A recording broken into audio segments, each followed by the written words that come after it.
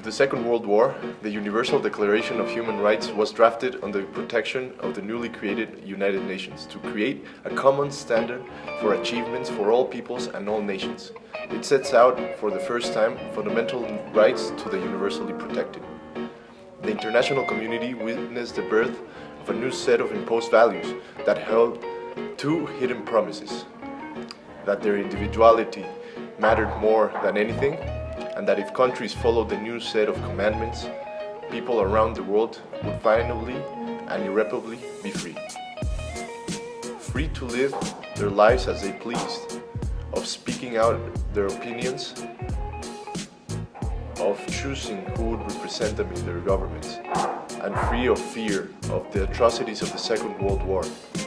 As if things were that simple, talking about freedom in the contemporary world is more than to envision a world where slavery is forbidden and there is no punishment for expressing one's ideas out loud.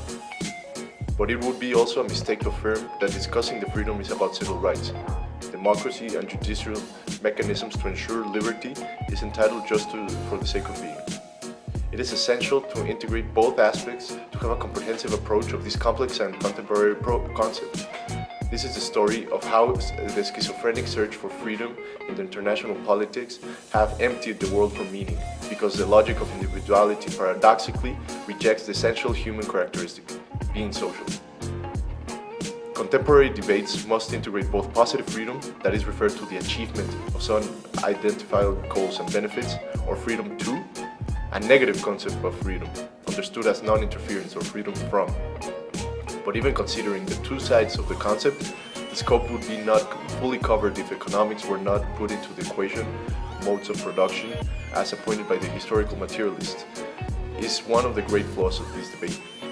There is very few space for action, and all the wishes of the UDHR were when economic conditions determine in some extent the opportunities someone will have in their lives. Even further, there is a clear contradiction in the ability for the individuals to be eternally free, when their action will permanently be in conflict with the wishes and actions of everyone around them. The liberal discourse falls apart as it is revealed as an illusion none of us is able to escape in the current political arrangement, whereas the UDHR states that the Charter has reaffirmed their faith in the fundamental human rights, in the dignity and the worth of the human person and in equal rights of men and women, and have determined to promote social progress and better standards of life in larger freedom. The neoliberal setting in which international scenario unfolds applies a permanent logic of exclusion that inevitably undermines the possibility of people to fully satisfy those rights. Workers almost always have to be introduced to the work by a combination of carrot and stick ideology. Hence, labor in the general sense is not for a fulfillment of desires, but to not starve, at least for the 40% of the world's population living in under $2 a day. Freedom is not a choice under these conditions, and liberalism turns human existence into a perpetual struggle for achieving the freedom that will bring well-being, development, and peace, but that it will never be fulfilled. Yet this promise is there, encouraging people to work, to buy. Life becomes meaningless, deprived of any transcendental purpose, and freedom, one item more of a market. Freedom comes in a package in today's world. You have to order your freedom in the liberal Happy Meal, with a side dish of capitalism. Today, freedom is deeply embedded into a specific liberal structure that has been historically developing throughout different logistics of capitalism since the 17th century. The academic legacy of historical materialism has analyzed the role of the historic dialectic progression in the developing liberal world. Immanuel Wallerstein, heavily influenced by Marxist scholars such as Halliday, discussed how the liberal system was established. Colonialism, market capitalism, and the neoliberal project have been interconnected progressions of the same logic that has triumphed in today's world. Fukuyama proudly proclaims that the end of history is here, as the neoliberal project has succeeded to defeat the communist Goliath.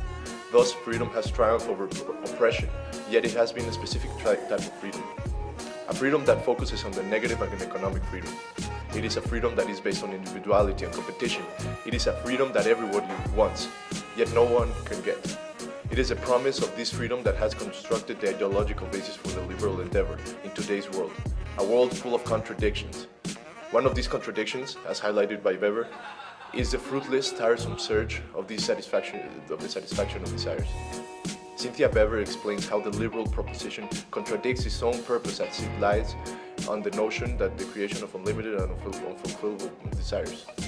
To fulfill these contradictions, the liberal promise has relied on substitutes, usually of the economic nature. Consumption is the avenue to achieve freedom from desires and ultimately fulfillment, and therefore the ultimate promise is apparently satisfying. Bever points out how capitalism and liberalism are a match made in heaven, since capitalism can provide the perfect economic substitute for meaning and ideological struggle, yet does not entail a structural change for the economic, social, or political system it supports. Freedom is, paradoxically, an enclosed arena in which people are made to roam freely within the confines of a specific set of rules.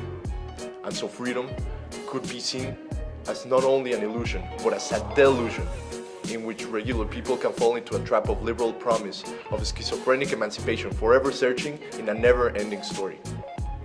Certainly, behavioral patterns that we can observe in liberal society could be categorized as schizophrenic.